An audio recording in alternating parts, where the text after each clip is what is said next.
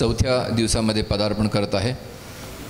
आजच्या या सभेमध्ये आपल्याला उपदेश करण्यासाठी विशेष व्यक्ती परमपूज्य समर्थ भक्त कौस्तुभबुवा रामदासी उपस्थित आहेत। ते संत वेणास्वामी मठ मिरज याचे महंत आहेत, मठपती आहेत। त्यांच्या भागवत कथा, रामकथा, दासबोधवरे प्रवचन, ज्ञानेश्वरी, तसेच ते उत्तम कीर्तनकार आहेत। रामदासी पठदीचे त्यांच्या सामाजिक कार्यामध्ये गोशाळा ते चालवतात आणि कीर्तन गुरुकुलही चालवतात। अनेक संस्कार वर्ग त्यांनी कंडक्ट केलेले आहेत। निःशुल्क नारदीय कीर्तन त्यांच्या आश्रमामध्ये, मठामध्ये शिकवलं जातं। रामदास स्वामींचे शिष्य परमपूज्य श्री रामचंद्र महाराज यांच्या वंशपरंपरागत शिष्य वंशपरंपरागतमध्ये आलेले रामचंद्र महाराज, परमपूज्य रामचंद्र महाराजांकडून यांनी दीक्षा घेतलेली आहे। आता ते तेरावी पिढी आहे समर्थ रामदासांच्या शिष्य परंपरेतील। यांची प्रवचनं आणि कीर्तनं महाराष्ट्रभर झालेली आहेत। तसंच इंदोर, ग्वालियर, उज्जैन, देवास, तामिळनाडू, कर्नाटकात बेळगाव इत्यादी ठिकाणी, तसंच शुक्ताल हिमालयामध्ये, वृंदावन, जगन्नाथपुरी येथे भागवतावरील प्रवचनं आणि कीर्तन सेवा त्यांची झालेली आहे। आज प्रवचनाचा विषय त्यांनी निवडलेला आहे, सद्गुरु विण जन्म निर्फळ। पूज्य समर्थ भक्त कौस्तुभबुवा रामदासी यांना आम्हा सर्वांतर्फे स्वागत करत आहेत कन्नूरचे श्री CN कुलकर्णी। त्यांना विनंती करतो।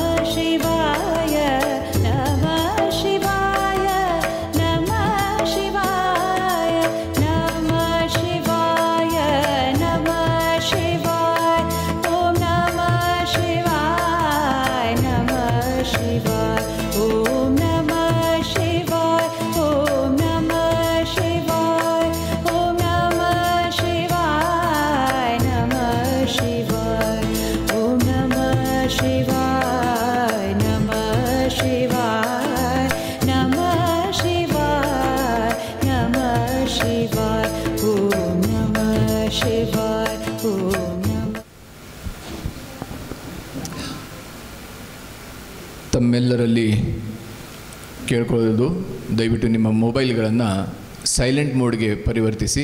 कृपया आपले मोबाईल सायलेंट मोडवरती परिवर्तित करा, जेणेकरून सभेमध्ये व्यत्यय होणार नाही। आपण खोली सोडून इथे सभास्थानी येताना कृपया खोलीतील लाईट, फॅन इत्यादी ಉಪಕರಣ ಬಂದ್ ಕरून यावीत अशी आपल्याला विनंती आहे। ಇಲ್ಲಿ ಬರುವಾಗ ನಿಮ್ಮ ಕೋಣೆ ಒಳಗಿನ ಲೈಟು, ಫ್ಯಾನ್ ಮುಂತಾದಗಳನ್ನು ದಯವಿಟ್ಟು ಆಫ್ ಮಾಡಿ ಬರಬೇಕು। ನೀರು ಮಿತವಾಗಿ ಬಳಸಬೇಕಂತ ಕೇಳ್ಕೊಳ್ತಾ,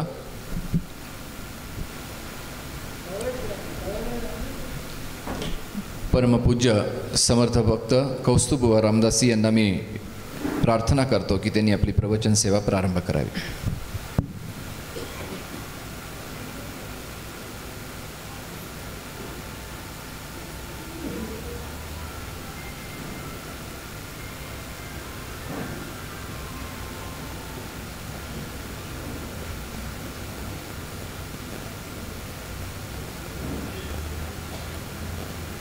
श्रीमन्महागणाधिपतये नमः। श्री सरस्वत्यै नमः। श्री गुरुदेवताभ्यो नमः। गणाधीशजो ईश सर्वा गुणांचा, मूळारंभ आरंभ तो निर्गुणाचा। नमो शारदा मूळ चत्वार वाचा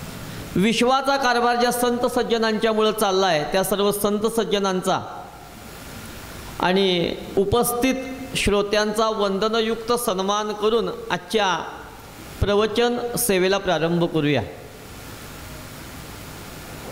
सद्गुरु वीण जन्म निर्फळ,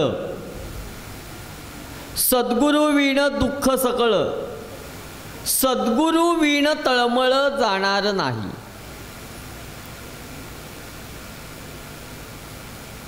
सद्गुरूंच्या स्थानामध्ये आपण आहोत आणि त्यांच्या सानिध्यामध्ये त्यांच्यासमोर त्यांचंच महात्म्य असलेला विषय सांगावा.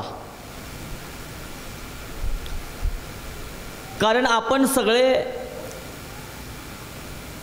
या सद्गुरूंच्या सानिध्यामध्ये नेहमी येत असतो, आत्ता आलेलो आहोत.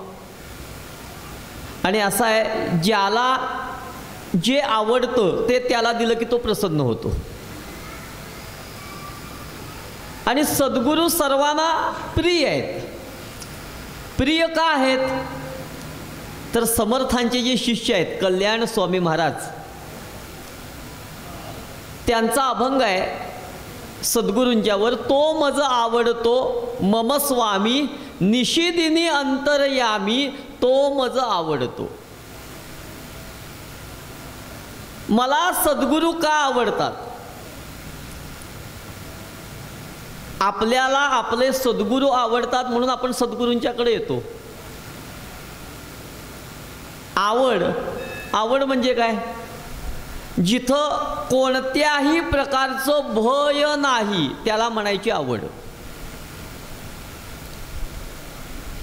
मग मला कोण आवडतं? कल्याण स्वामी म्हणाले, मला माझे सद्गुरू आवडतात. आणि खरं आहे, मानवी जीवनाचं सार्थकत्व सद्गुरू कृपेमध्येच आहे. कारण सद्गुरूंच्या कृपेशिवाय मानवी जीवनाचं सार्थकत्व पूर्ण होऊ शकत नाही. गुरु काय करतील? आम्हाला व्यावहारिक ज्ञान देतील. समर्थ म्हणाले, लौकिकामध्ये अनेक गुरु आपल्याला भेटतात. इहलोक साधा या कारणे जाणत्याची सलगी नेणे. त्या त्या विषयातील तो ज्ञानी, त्याच्याकडं आपण ज्ञान घेतो. व्यवहारात आपल्याला अनेक लोक ज्ञान देऊन जातात. बोलता बोलता सुद्धा ज्ञान देतात. पण समर्थ म्हणाले, परलोक साधा या कारणे सद्गुरू पाविजे. परमार्थ साधायचा असेल, आत्मकल्याण साधायचं असेल तर सद्गुरूंचीच आवश्यकता आहे. तिथं दुसरा कुणी चालणार नाही. शाळेमध्ये एखादा विषय आहे आणि तो विषय शिकवायला एक दिवस शिक्षक रजेवर असतील तर तिथं ऑप्शनल दुसरे शिक्षक येऊन वर्ग घेतात. कारण व्यवहारामध्ये एखादा विषय आपल्याला आडत असेल तर दुसरा व्यक्ती आपल्याला त्या वेळेची तेवढी वेळ भागवून नेईल. पण परलोक साधा या कारणे सद्गुरूच पाहिजेत, अन्य तिथं चालणार नाहीत. मग सद्गुरू म्हणजे कोण आणि सद्गुरू आपल्याला का आवडतात? सद्गुरू म्हणजे सत अधिक गुरु. सत म्हणजे सत्य आणि गुरु म्हणजे गुह्य रूपाला आणणारा. सत्याच्या गुह्य रूपात जे आणतात ते सद्गुरू. मग जीवाचं मूळ स्वरूप काय आहे? सत, चित आणि आनंद हेच त्याचं मूळ स्वरूप आहे. पण जीव त्याचं स्वरूप विसरून गेला आणि जीवदशेला प्राप्त झाला. मुळामध्ये जीवाचं मूळ स्वरूप सत, चित, आनंदच आहे. सत म्हणजे ज्याचा कधीही नाश होत नाही, चित जे निरंतर आहे आणि आनंद हेच जीवाचं मूळ स्वरूप आहे. म्हणून आनंद हा शब्द बघा, हा एकमेव शब्द असा आहे की ज्याला विरुद्ध अर्थी शब्द नाही. समाधान, असमाधान, सुख, दुःख, पण आनंदला विरुद्धार्थी शब्द नाही. आनंद, आनंदच. बरं, या आनंद शब्दाचं आणखीन एक वैशिष्ट्य आहे. इतर कुठल्याही शब्दाच्या अलीकडं एखादा दुसरा शब्द जोडला अक्षर जोडलं अर्थ बदलतो, विरुद्धार्थी अर्थ होतो. पण आनंद या शब्दाचं वैशिष्ट्य असं आहे की याला कुठलाही शब्द जोडला तरी त्यातील आनंद नष्ट होत नाही. आनंद, परमानंद, ब्रह्मानंद, पूर्णानंद, कथा कीर्तनात येतो निद्रानंद. पण आनंद आहेच. आणि सद्गुरू आम्हाला त्या स्वरूपाची ओळख करून देतात. सत चित आनंद. सुरुवातीलाच ऐकलं, ऐक शिष्या येथीचे वर्म. स्वये तूची आहेस ब्रह्म, तूच ब्रह्म आहेस. पण ही ओळख आम्हाला देणारे सद्गुरू आहेत. मग मला माझे सद्गुरू का आवडतात, का आवडले पाहिजेत? कल्याण स्वामी म्हणाले, अक्षय पदाचा सुखदाता, निरसुनी माया ममता. अक्षय पद. अक्षय म्हणजे ज्याचा कधीही नाश होत नाही. आम्ही व्यवहारात एखाद्या खुर्चीवर बसतो, किती वेळ बसतो? दुसरी व्यक्ती वाट बघत असते, हा कधी उठतो आणि मी बसतो. पण सद्गुरू आम्हाला असं स्थान देतात, अक्षय पद देतात की जिथं बसल्यानंतर आम्हाला कुणी उठ म्हणत नाही. असंच ते स्थान आहे. म्हणून माणसाने पण बसतानाच विचार करून बसावं, कुठं बसावं. अशा जागी बसावं की आपल्याला कोणी उठ म्हणणार नाही. पण सद्गुरू आम्हाला अशा पदावर बसवतात की ते पद अक्षय आहे. अक्षय, अक्षय पदाचा सुखदाता, निरसुनी माया ममता. समर्थ रामदास स्वामींचे एक शिष्य होऊन गेले, आनंद स्वामी त्यांचं नाव. एक दिवस समर्थांच्या सर्व शिष्यांनी ठरवलं की वसंत ऋतूमध्ये आपल्या गुरूंचं पूजन करायचं, वसंत पूजन करायचं. आणि सज्जनगडच्या पायथ्याला परळी नावाचं गाव आहे, उरमोडी नदी वाहते. त्या उरमोडी नदीच्या काठावर सगळे शिष्य जमा झाले. समर्थांना बसायला आसन दिलं आणि समर्थांना आसनावर बसून एक एक शिष्य येऊन समर्थांचं पूजन करतोय. समर्थांच्या अंगाला चंदन लावतोय, चंदन उटी लावतोय, पुष्प अर्पण करतोय, धूप दीप, पत्रम पुष्पम फलम तोयम, जे काही असेल ते अर्पण करतोय. आणि अशा पद्धतीनं एक एक शिष्य येऊन समर्थांचं पूजन करून जातोय. एक एक शिष्य पूजा करून गेले आणि आनंद स्वामी समर्थांचं पूजन करायला आले. आनंद स्वामी समर्थांचं पूजन करायला आले. समर्थाने आनंद स्वामींना पाहिलं आणि बघा समर्थाने काय केलं, समर्थ आपल्या स्थानावरून उठले आणि आनंद स्वामींना आपल्या स्थानावर बसवलं. आपली खुर्ची व्यवहारात कोण दुसऱ्याला देत नाही, पण सद्गुरू एकमेव असे आहेत की आपल्या स्थानावर शिष्याला बसवतात. आपलं स्थान त्याला देतात, हे सद्गुरूच देऊ शकतात. समर्थाने आपल्या आसनावर आनंद स्वामींना बसवलं आणि काय केलं तर समर्थांच्या अंगाला लावलेलं जे चंदन होतं ते सगळं समर्थाने काढलं आणि आनंद स्वामींच्या देहाला फासलं. आणि ते चंदन लावल्यानंतर जी अनुभूती आनंद स्वामींना प्राप्त झाली ती व्यक्त होईना. समाधान सांगता येत नाही. समर्थ म्हणाले अनुर्वाच्य आहे समाधान. समाधान हे सांगता येत नाही, बोलता येत नाही. अनुभव चित्ता चित्त जाणे, ते सांगायचं नाही आहे, बोलायचं नाही आहे, ते अनुभवायचं आहे. आनंद स्वामी त्या आसनावर बसले, ते चंदन लावलेलं स्थान सोडलं नाही. दिवसभर सगळे कीर्तन भजन प्रवचन कार्यक्रम झाले. दुसऱ्या दिवशी सकाळी सगळे शिष्य स्नान करून समर्थांचं दर्शन घेऊन आपापल्या गावी जाण्यासाठी निघाले. आनंद स्वामी मात्र तिथंच बसलेले होते. बाकीच्या शिष्यांनी म्हणलं, अरे आनंदा उठ, तुला जायचं नाही का? आनंद स्वामी म्हणाले, आता मी जागा सोडणार नाही, स्थान सोडणार नाही. म्हटलं का रे? अरे म्हणले समर्थाने मला इथं बसवल्यापासनं आणि ते चंदन माझ्या अंगाला लावल्यापासनं जी अनुभूती मी अनुभवतोय ती अनुभूती कायम राहावी असं वाटतंय, ती नष्ट होऊ नये असं वाटतंय. जर स्थान सोडलं तर अनुभूती नष्ट होईल. स्नान केलं, आंघोळ केली तर चंदन वाहून जाईल आणि जी अनुभूती मी अनुभवतोय ती नष्ट होईल. त्या शिष्याने समर्थांना जाऊन सांगितलं. महाराज म्हणले तो आनंद काही स्नान करत नाहीये, ती जागा काही सोडत नाही. समर्थ आले, अरे आनंदा उठ, आंघोळ कर, स्नान कर. आनंद स्वामी म्हणाले समर्थांना, मी जागा सोडणार नाही, आंघोळ करणार नाही. म्हटलं का? हो म्हणले, आंघोळ केल्यावर चंदन वाहून जाईल, स्थान सोडल्यावर अनुभूती नष्ट होईल, चंदन वाहून गेल्यानंतर जी अनुभूती मी अनुभवतोय ती नष्ट होईल. समर्थ म्हणाले ही अनुभूती नष्ट होणारी नाही आहे, ती कायम राहणारी आहे. जा आंघोळ कर. आनंद स्वामींनी स्नान केलं, चंदन वाहून गेलं, अनुभूती नष्ट झाली नाही. ती अनुभूती म्हणजे काय आहे? तर ती अनुभूती आनंद स्वामींनी त्यांच्या एका पदामध्ये सांगितली. भज भावे श्री गुरुराया, कृपा अंजन घालून नयनी, वारी भयानक माया, स्वरूपी मन उन्मन झाले, निरसुनी या साविकाया रे, आनंद स्वामी परात्पर दाता, केली कृपेची छाया रे, भज भावे श्री गुरुराया रे.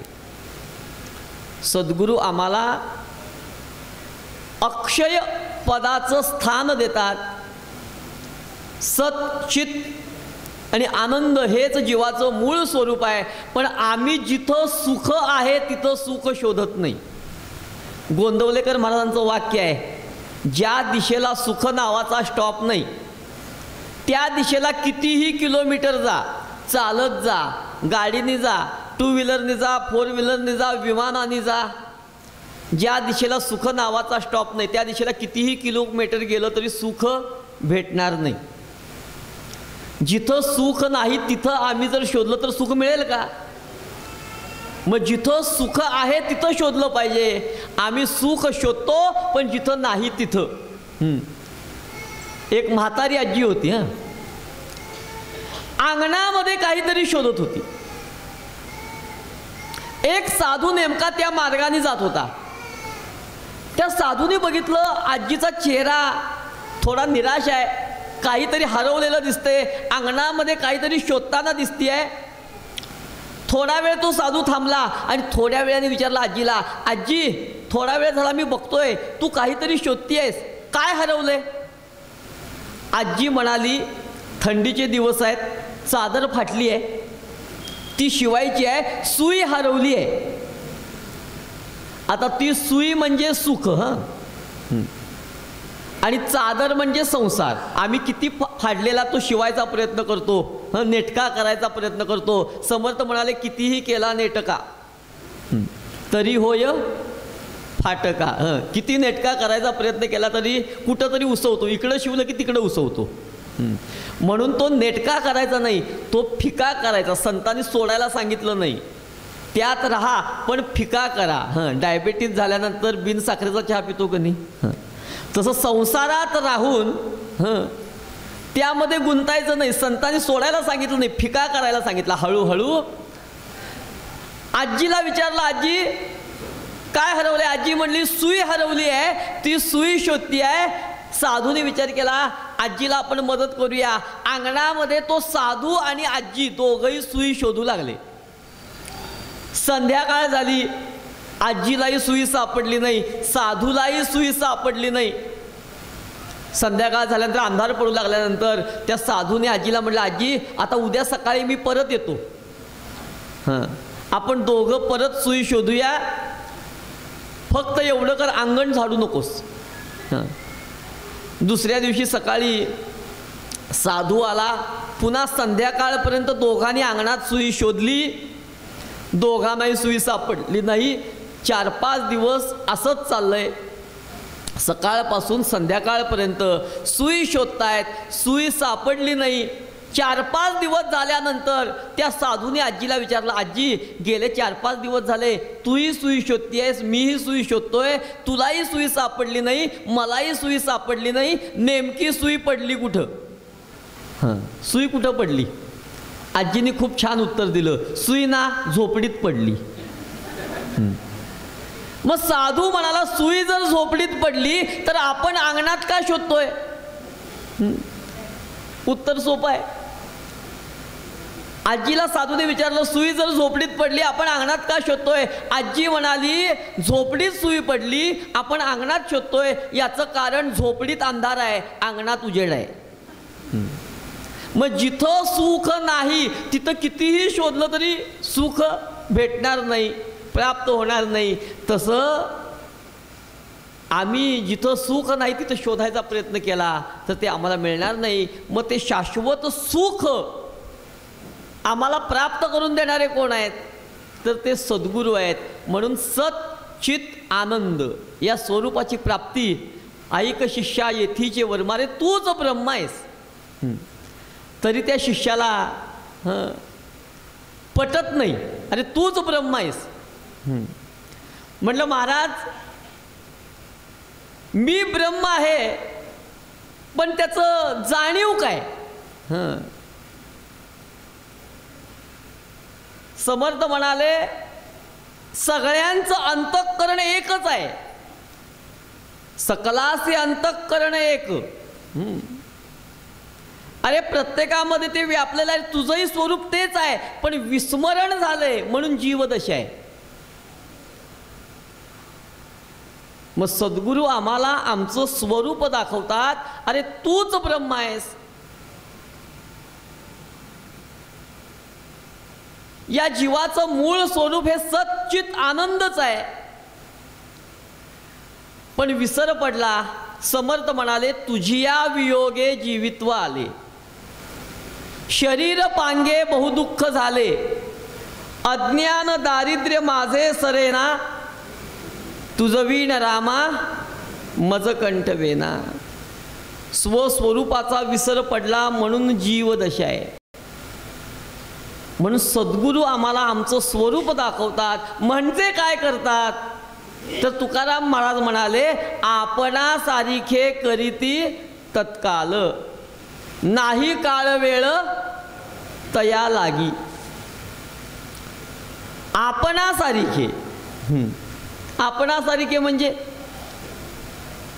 जी अनुभूती त्यांनी अनुभवली त्या पदाची प्राप्ती ते त्याला करून देतात. मग नेमकं काय करतात? आता खडी साखरेचा खडा, त्या खडी साखरेच्या खड्याला विचारलं, हे खडी साखरेच्या खड्या तुझ्या कुठल्या बाजूला गोडी आहे? तो खडी साखरेचा खडा जर बोलू लागला तर म्हणेल, बाबा रे माझ्या कुठल्याही बाजूचा स्वाद घे आणि अनुभव घे, गोडी म्हणजे काय. ज्यानी तो खडी साखरेचा खडा खाल्ला त्याला गोडीची अनुभूती आली. पण त्यांनी सांगितलं खडी साखर गोड आहे, त्या समोरच्याला सांगितलं, ऐकून कळणार आहे का चव? तर त्यालाही ती खडी साखर खावी लागेल. त्याला सुद्धा सद्गुरूंची कृपा प्राप्त करून घ्यावी लागेल. आणि ज्या क्षणी सद्गुरूंची कृपा होईल त्या क्षणी त्याला त्या पदाची प्राप्ती होईल, त्याला ती अनुभूती प्राप्त होईल. म्हणून कल्याण स्वामी म्हणाले, अक्षय पदाचा सुखदाता. अक्षय पद आम्हाला ते देतात. आणि कसे देतात? निरसुनी माया ममता. आम्ही हा देह म्हणजेच मी आहे अशी आम्ही धारणा केलेली आहे. मायेचा परिणाम, माया म्हणजे काय? जी नाही पण आहे असं वाटतं. हा देह दिसतोय पण याचा नाश आहे. आणि ज्याचा नाश आहे त्याला पुन्हा जन्म आहे. म्हणजे पुनरपि जननम पुनरपि मरणम पुनरपि जननी जठरे शयनम. जन्माला यावं मृत्यू पावावं, जन्माला यावं मृत्यू पावावं. ऑक्टोबर मार्च चालूच आहे. मग हा फेरा थांबणार कधी? मग हा फेरा जर थांबवायचा असेल, अहो जन्म मृत्यू समयाला जीवाला अनंत यातना भोगाव्या लागतात. किती यातना? मध्व मुनीश्वर स्वामी महाराजांचं पद आहे, जननी जठरी रक्षीयले तव, पोसुनी पंचही प्राण, रामा तू माझा यजमान. जन्म मृत्यू समयाला जीवाला अनंत यातना होतात. मातेच्या उदरात असलेला जीव, मातेने खाल्लेले खारट तिखट पदार्थ त्याचा त्रास देहाला होऊ लागला, आग होऊ लागली, अंग खाजू लागलं, मातेच्या उदरातली उष्णता सहन झाली नाही आणि त्यांनी देवाला प्रार्थना केली, देवा मला या दुःखातून सोडव. देव म्हणाला सोडवीन, मला काय देशील, कारण तू हाक काय मारलीस. देव म्हणजे पहिले देव. समर्थांनी दासबोधात सांगितलं बघा, जनाचा लालची स्वभाव. देव हे नाव का पडलं? जनाचा लालची स्वभाव आरंभीच म्हणती देव, म्हणजे मला काही देव ऐंशी वासना. म्हणजे मला हे दे ते दे, हे देव ते देव म्हणून त्याला देव म्हणलं.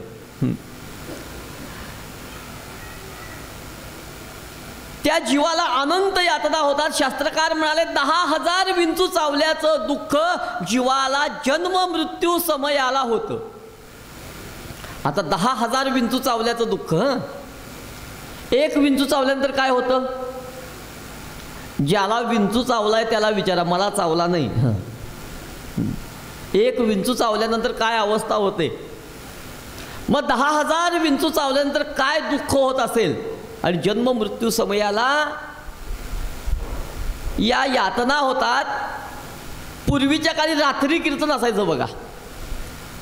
10-10:30ला कीर्तन सुरू व्हायचं, संपायचं टायमिंग नसायचं. म्हणजे रात्री 9:30-10ला कीर्तन सुरू झालं की ते पहाटेपर्यंत चालायचं. अर्थात कीर्तनकार पण त्या दर्जाचे होते, पहाटेपर्यंत कीर्तन करू शकत होते. आणि ऐकणारे श्रोते सुद्धा पहाटेपर्यंत थांबत होते. आता पहिल्यांदा फळ्यावरचं टायमिंग बघतात, संपणार किती वाजता, मग जायला हरकत नाही.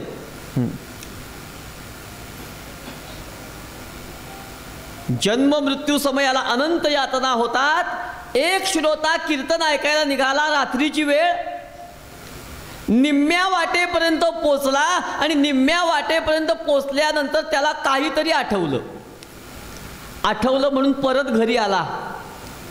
पत्नीने दरवाजा लावलेला, कळी लावलेली, यानं हाक मारली. तिनं विचारलं काय हो, कीर्तन रद्द झालं काय? तो म्हणाला कीर्तन आहे. मग परत का आलात? तो म्हणाला कडी काढू नकोस, दरवाजा उघडू नकोस. मग का आलात? नाही म्हटले, संध्याकाळची देवाची आरती केल्यानंतर देवघरातला दिवा चालू आहे का बंद आहे ते बघायचं विसरलो. तेवढा दिवा चालू आहे का बंद आहे तेवढा बघ, चालू असेल तर बंद कर.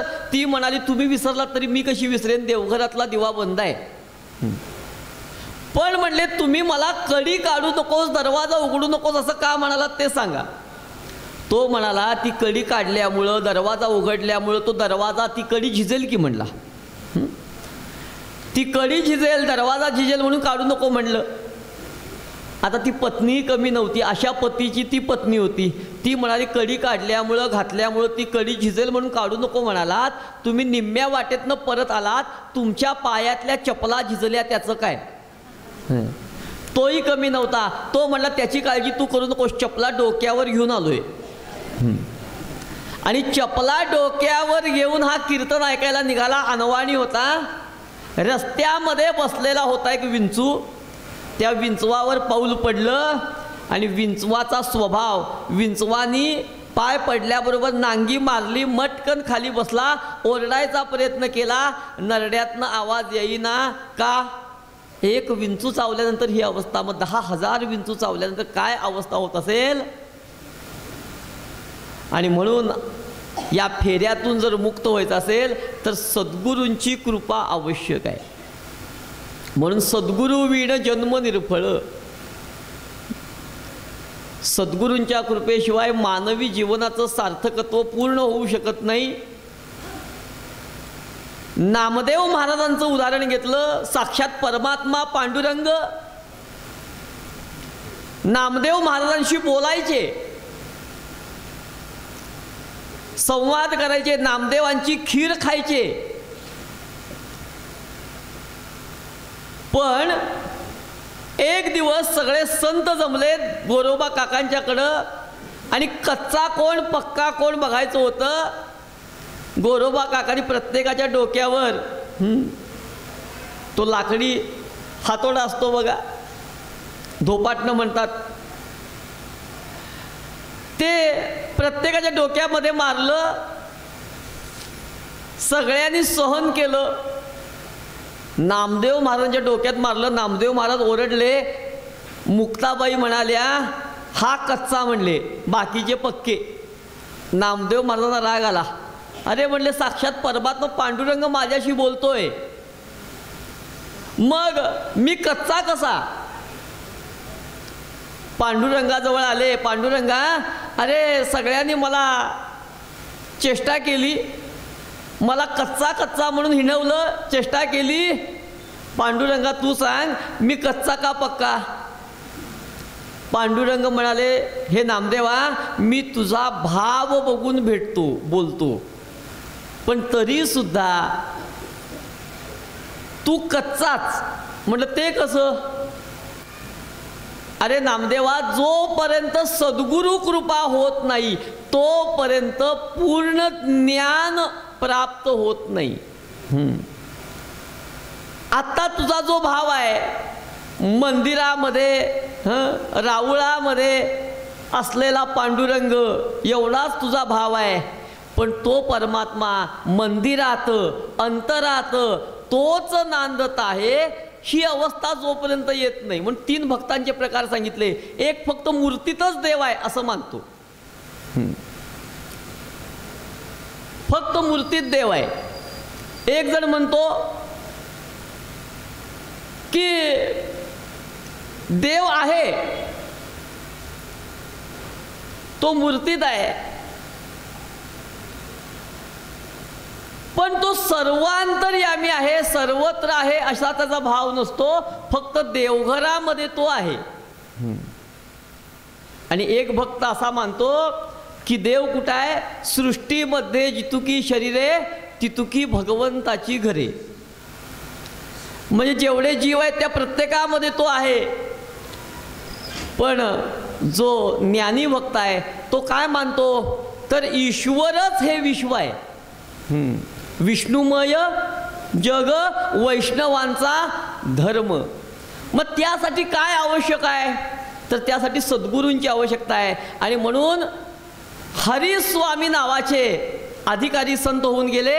समर्थ रामदास स्वामींचे प्रशिष्य म्हणजे उद्धव स्वामींचे शिष्य असलेले हरिस्वामी म्हणाले, ज्ञानदृष्टी उजळली, ज्योती निघून या गेली, दिवसा पडले चांदणे, रात्री उगवला दिन, हरी म्हणे सांगे कुण, पहावे आपणासी आपण. जोपर्यंत जीवाला त्याचं स्वरूप कळत नाही तोपर्यंत त्याला ज्ञानदृष्टी प्राप्त होत नाही. आम्ही आरशासमोर उभं राहतो आणि मी किती सुंदर दिसतो अशी आम्ही कल्पना करतो, धारणा करतो, पण आम्हाला आमचं स्वरूप कळत नाही. हा देह म्हणजेच मी आहे अशी आम्ही धारणा करतो. हा देह हे जीवाचं मूळ स्वरूप नसून देहामध्ये असलेलं जे चैतन्य आहे ते चैतन्य जीवाचं मूळ स्वरूप आहे. आणि ते स्वरूप आम्हाला कोण दाखवतं? तर ते सद्गुरू दाखवतात. म्हणून सद्गुरू विण जन्म निर्फळ. सद्गुरूंच्या कृपेशिवाय मानवी जीवनाचं सार्थक होत नाही. वेणास्वामी म्हणाल्या, सद्गुरू कृपया ओळखिला जो कौसल्याचा राम. आम्हाला राम माहीत आहे, पण सद्गुरूंच्या कृपेने तो राम आपला राम. प्रत्येकाचा राम वेगळा आहे. कुणाचा कोदंडधारी राम आहे, म्हणून एक टी व्हीवर आता यूट्यूबवर लागतं अपने अपने राम. प्रत्येकाचा राम वेगळा आहे, प्रत्येकाचा आराध्य वेगळा आहे. रामच आराध्य आहे, पण एकाचा कोदंडधारी राम असेल. आमच्या वेणास्वामींचा राम बंध विमोचन राम, बंधनातून मुक्त करणारा राम. कुणाचा ध्यानस्थ आहे, कुणाचा कौसल्याचा राम आहे, कुणाचा दशरथ नंदन राम आहे, कुणाचा राम सीताकांत आहे. प्रत्येकाचा कृष्ण वेगळा आहे. कुणाचा यशोदेचा कृष्ण आहे, कुणाचा गोपींचा कृष्ण आहे, कुणाचा कृष्ण हा पार्थरथी स्वार झालेला जो सारथ्य करणार आहे तो कृष्ण आहे, प्रत्येकाचा कृष्ण वेगळा आहे, प्रत्येकाचा राम वेगळा आहे. मग जो आपला राम आहे, पण माझा राम कोणता आहे? वेणा स्वामींना समर्थांनी सांगितला, बंध विमोचन राम, बंधनातून मुक्त करणारा. कोणतं बंधन? पुनरपि जननम, पुनरपि मरणम, पुनरपि जननी जठरे शयनम. आपण विष्णू सहस्रनाम म्हणतो. विष्णू सहस्रनामामध्ये या नामाचं महात्म्य सांगितलेलं आहे. नाम कसं आहे? यस्य स्मरण मात्रेण, यस्य स्मरण मात्रेण जन्म संसार बंधनात विमुच्यते. नमस्तस्मै विष्णवे प्रभ विष्णवे.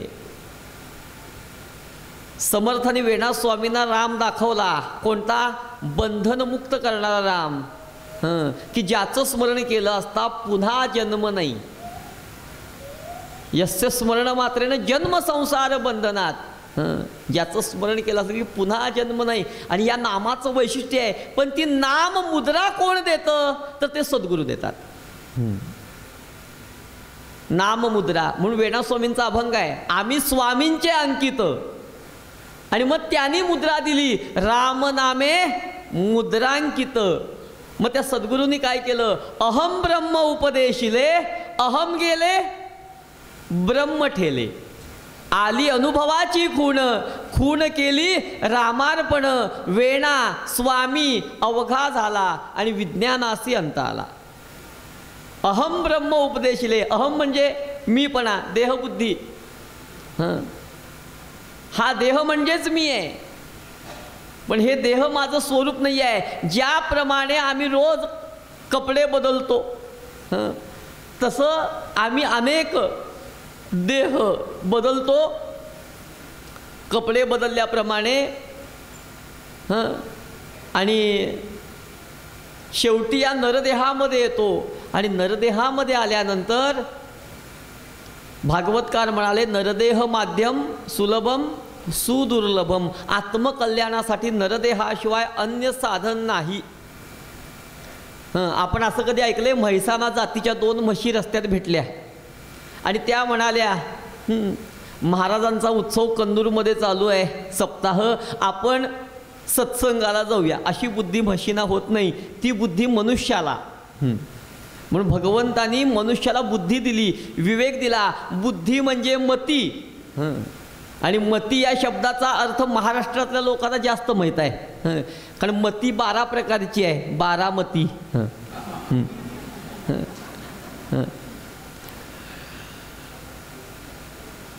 सद्गुरू आम्हाला आमचं स्वरूप दाखवतात.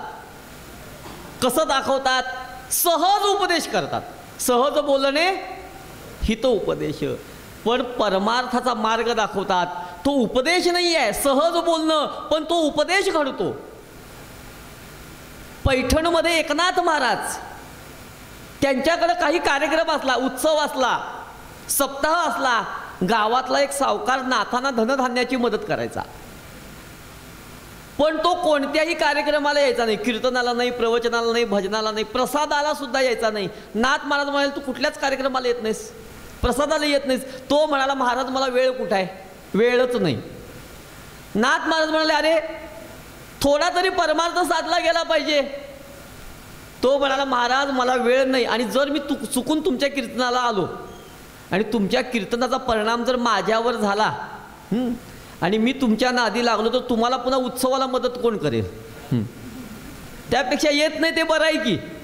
नाथ महाराज म्हणाले, असं चालणार नाही, थोडा तरी परमार्थ साधला गेला पाहिजे, आत्मोद्धार झाला पाहिजे. संत सहज कसा उपदेश करतात, सद्गुरू कसं सहज बोलण्याने उद्धार करतात. नाथ महाराज म्हणाले, तुझ्याकडे असलेली 10 मिनिटं मला दे, तुझा परमार्थ उत्तम करीन. तो म्हणाला, 10 मिनिटं माझ्याकडे आहेत, पण ती वेळ माझ्या आंघोळीची आहे, जेव्हा माझ्या मनात अन्य कुठलाही विचार नाही. नाथ महाराज म्हणाले, 3 आंघोळीची वेळ मला दे. महा म्हणाला, मी स्नान करायचं का नाही, आंघोळ करायची का नाही? नाथ महाराज म्हणाले, तू स्नान कर तुझ्या वेळेला, फक्त ती वेळ मला सांग. म्हटलं, काय कराल? काय नाही म्हटले, तुझं तू स्नान कर, जे करायचं आहे ते मी करीन. हा म्हणाला, काही न करता जर परमार्थ साधला असेल तर बरं आहे की. बरं आहे, फक्त वेळ सांग म्हणले. त्यांनी टायमिंग सांगितली, वेळ सांगितली. दुसऱ्या दिवशीपासून नाथ महाराज त्याच्या त्या स्नानाच्या वेळेला त्याच्या घरी जायचे. तो स्नानगृहात गेला, डोक्यावर पाणी पडलं की त्या स्नानगृहाच्या बाहेर पायरीवर नाथ महाराज बसायचे आणि विष्णू सहस्रनामाचा पाठ करायचे. याच्या डोक्यावर पाणी पडलं रे पडलं की नाथ महाराज लगेच सुरू करायचे. विश्वम विष्णुर्वषट्कार भूतभव्य भवत् प्रभू भूतकृत भूतभूत भावो भूतात्मा भूतभावना भूतात्मा परमात्मांच मुक्तानां परमागती अव्यय पुरुष साक्षी क्षेत्रज्ञक्षर एवच. 10 मिनिटामध्ये पाठ पूर्ण व्हायचा. ओम नम इति. तो बाहेर यायचा, नाथांना नमस्कार करायचा. नाथ आपल्या वाड्यावर, हा आपल्या दुकानात. 6 महिने चाललं. 6 महिन्यांनी म्हणाला महाराज उद्यापासून येऊ नका. नाथ महाराज म्हणाले कंटाळलास? हो महाराज कंटाळलो नाही, आता सवय लागली. सवय लागली म्हणजे अहो म्हणले डोक्यावर पाणी पडलं की आपोआप मुखातनं सुरू होतं विश्वम विष्णुर वषट्कारो. चुकून दिवसातनं 2दा आंघोळ झाली, 2दा पाठ. डोक्यावर पाणी पडलं की आपोआप सुरू होतं आणि थांबतं कधी? ओम नम इति झाल्यावर आपोआप थांबतं, पुन्हा आठवत नाही. म्हणले इरवी म्हणलं विष्णू सहस्रनाम म्हणता येत नाही, पण म्हणले डोक्यावर पाणी पडलं की आपोआप सुरू होतं. काय कमांड दिली होती कुणास ठाऊक नाथांनी. असं म्हणतात की जित्याची खोड मेल्याशिवाय जात नाही. आणि सवय लागली हो, उद्यापासून येऊ नका. नाथ महाराज म्हणाले उद्या येऊन बघीन, जर मला वाटलं बरोबर तर मी परवा दिवशीपासून येणार नाही. मग परवा दिवशीपासून नवीन गिराईक. म्हणजे आता नवीन कोणतरी शोधला पाहिजे की. दुसऱ्या दिवशी नाथ महाराज आले, त्याच्या डोक्यावर पाणी पडल्याबरोबर विष्णू सहस्रनाम म्हटलं, ओम नम इति. पण नाथ महाराज म्हणाले आता मला उद्यापासून यायची गरज नाही. नाथ महाराज परत त्याच्याकडे कधी गेले नाहीत. कालांतराने त्या सावकाराचं निधन झालं आणि निधन झाल्यानंतर आपल्या हिंदू धर्मशास्त्राप्रमाणे मृत व्यक्तीला स्नान घालतात. स्नान घालत असताना डोक्यावर पाणी पडलं, प्रेत उठून बसलं. जित्याची खोड मेल्याशिवाय जात नाही, पण हा मेला तरी खोड गेली नाही. उठून बसलं, विष्णू सहस्रनाम म्हटलं, ओम नम इति, आणि पुन्हा निजलं. अंतिमती सागती. अंतिमती सागती या न्यायाने त्या सावकाराचं कल्याण झालं, जीवनाचं सार्थक झालं. समर्थ म्हणाले झाले साधनाचे फळ, संसार झाला सफल, निर्गुण ब्रह्मते निश्चळ, अंतरी बिंबले. आम्हाला हा नरदेह कशासाठी आहे? हिशोब लावायचा आहे. हिशोब कुठला? हिशेब झाला मायेचा, झाला निवाडा तत्वांचा, साध्य होता साधनाचा, ठाव लागे. हिशोब या तत्वांचा हिशोब आहे. तत्व कुठली? हा नरदेह जो आम्हाला निर्माण झाला आहे, हा देह ज्यामुळे निर्माण झाला आहे हा तत्वांपासून निर्माण झालेला आहे. ही 25 तत्व आहेत. पंचमहाभूत, पंचज्ञानेंद्रिय, पंचकर्मेंद्रिय, पंचतन्मात्रा आणि मनपंचीकरण किंवा अंतःकरण चतुष्टय या 25 तत्वांचा हा देह आहे. आणि म्हणून देहे तव पाचा भूतांचा आणि करता आत्मा तेथीचा. हा हिशोब आम्हाला पूर्ण करायचा आहे. व तो हिशोब पूर्ण कधी होईल? त्यासाठी सद्गुरू आम्हाला आमचं स्वरूप दाखवतील. अरे हा देह म्हणजे तू नाहीस. मग डोळ्यांनी दिसतं म्हणून डोळे हे सुद्धा स्वरूप नाही. ऐकू येतं म्हणून कान हेही स्वरूप नाही. मनोबुद्धी अहंकार चित्तानु नादम. मन म्हणजे तू नाहीस, बुद्धी म्हणजे तू नाहीस, चित्त म्हणजे तू नाहीस. मग तू आहेस कोण? इथं लिहिले बघा, चिदानंद रूपम शिवोहम शिवोहम.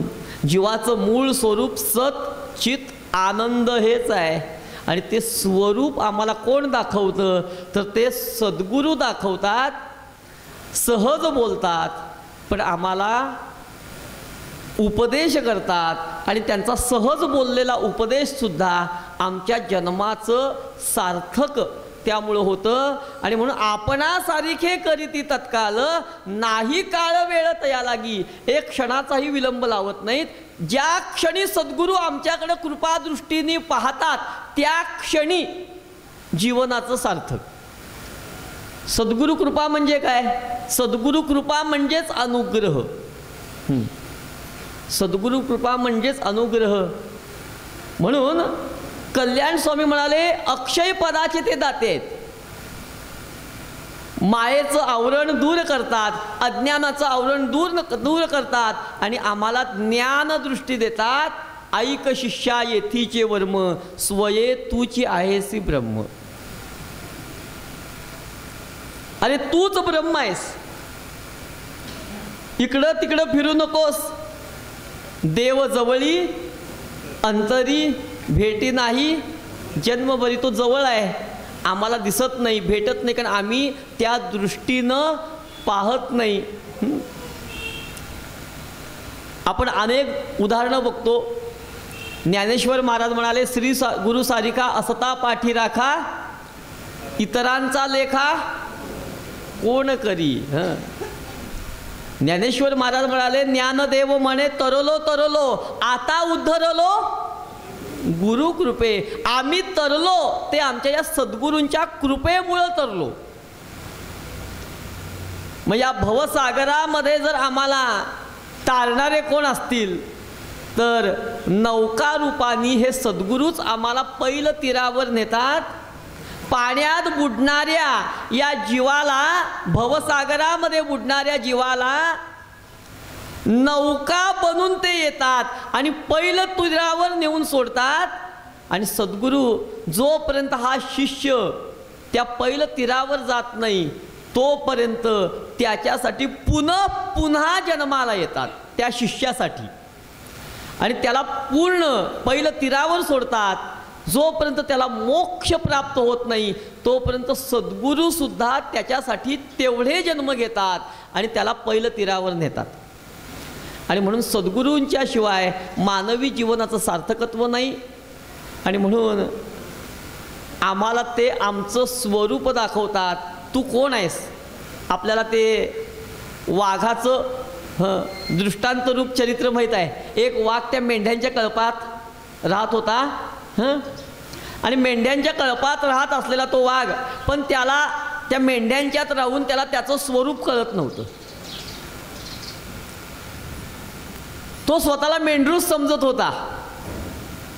आणि स्वतःला मेंढरू समजत असल्यामुळं तो त्यांच्या कळपात राहायचा, मेंढरू म्हणूनच राहायचा. एक दिवस एक वाघ, त्या वाघाने हा मेंढ्यांचा कळप बघितला आणि वाघाने डरकाळी फोडली. तसं सगळ्या मेंढ्या पळू लागल्या, तसं हा वाघही पळू लागला, वाघाचं पिल्लू.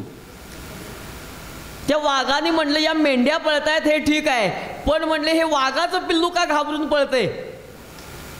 त्याने ठरवलं आज त्याला त्याचं स्वरूप दाखवायचं. म्हटले तो आपलं स्वरूप विसरलेला दिसतोय, स्वतःला मेंढरू समजतोय.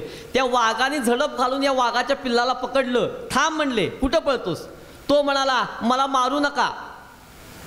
म्हटलं मी तुला का मारीन, तुम्ही वाघ आहात. तो वाघ म्हणाला या पिल्लाला मी वाघ आहे, तू कोण आहेस? तो म्हणाला मी मेंढरू आहे. अरे नाही, तूही वाघ आहेस, मी जसा वाघ आहे तसा तूही वाघ आहेस. तो म्हणाला तुम्ही वाघ आहात मान्य आहे, पण मी वाघ नाही, मी मेंढरू आहे. त्या वाघाने काय केलं, त्याला एका सरोवराजवळ आणलं आणि पाण्यामध्ये त्याला त्याचं प्रतिबिंब दाखवलं. बघ तुझं प्रतिबिंब बघ, तू कोण आहेस. आणि जसे माझे डोळे तसेच तुझे डोळे आहेत. जसे माझ्या अंगावर पट्टे आहेत तसेच तुझ्या अंगावर आहेत. जशी मला आयाळ आहे तशीच तुला आहे. जसे माझे कान आहेत तसेच तुझे आहेत का नाही? हो म्हटलं आहेत. मग तू कोण आहेस? म्हणाला मी पण वाघ आहे. म्हणजे सद्गुरू जेव्हा आम्हाला आमचं स्वरूप दाखवतात तेव्हा आम्हाला कळतं स्वये तूची आहेसी ब्रह्म. आणि ते स्वरूप दाखवणारे कोण आहेत तर ते सद्गुरू आहेत. आणि म्हणून एक गदी माडगुळकरांचं पद आहे बघा, गाणं आहे.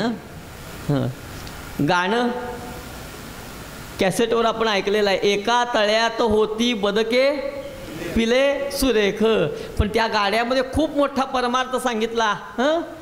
ते बदक जे आहे होते कुरूप वेडे, पिल्लू तयात एक.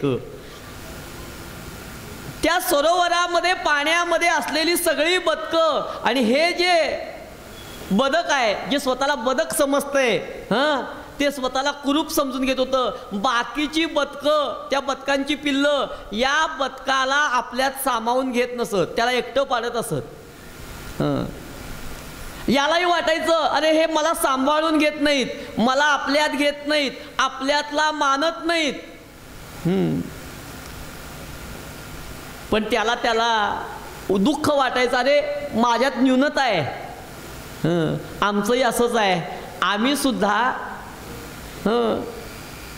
त्या अनेक बदकांमध्ये असलं ते जसं होते कुरूप वेडे पिल्लू तयात एक, त्या पिल्लासारखी अवस्था आहे. आमच्याकडेही न्यूनगंड आहे की आम्हाला काही येत नाही, आम्ही सगळ्यांपेक्षा वेगळे आहोत, आम्हाला कोणी सांभाळून घेत नाही. अर्थात त्या पिल्लाला माहीत नव्हतं ते कोण आहे. ग. माडगुळकरांनी खूप छान वर्णन केलं. एके दिनी परंतु पिल्लास त्या कळाले.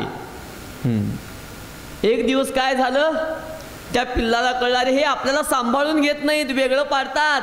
पण एक दिवस त्यांनी पाण्यामध्ये आपलं प्रतिबिंब बघितलं. एके दिनी परंतु पिल्लास त्या कळाले. काय कळलं त्याला? त्याचं स्वरूप कळलं. अरे मी स्वतःला बदक समजत होतो, मी बदक नाही, मी राजहंस आहे, मी राजहंस आहे. आणि राजहंस आहे हे कळलं. आणि मग राजहंस म्हटल्यानंतर काय, ते तिथनं उडालं. आणि राजहंस म्हणजे की आत्तापर्यंत मी ते बदकच आहे असं समजत असल्यामुळं, तसं आम्ही सुद्धा हा देह म्हणजे मी आहे अशी आमची धारणा आहे. मुळामध्ये हा देह माझं स्वरूप नाही आहे, तर या देहामध्ये असलेलं जे चैतन्य आहे, पण ते चैतन्य दाखवणारे कोण आहेत? पहावे आपणासी आपण. म्हणून ज्ञानाचं लक्षण सांगताना समर्थ काय म्हणाले?